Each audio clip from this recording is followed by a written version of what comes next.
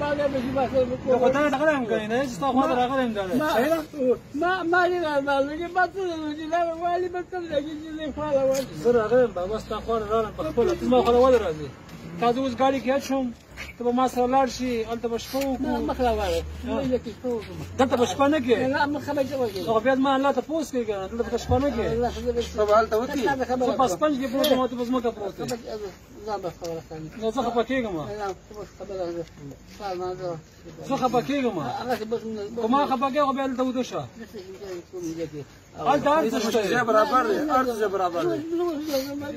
ما ته وکړه هر څه شته ته څه شي کوې ته به تا څه شي پکار دي تشناب هم شته اوبه هم شته ډوډۍ هم شته ته به سهله زه ګاډي کې کېنم ستا کور ته موږ یو غاړه سامان هم یوسو ته به هلته شپه نه کوې که دلته شپه کښېنم به زه به بیا خفه یم څو تا پسې راغلم شپې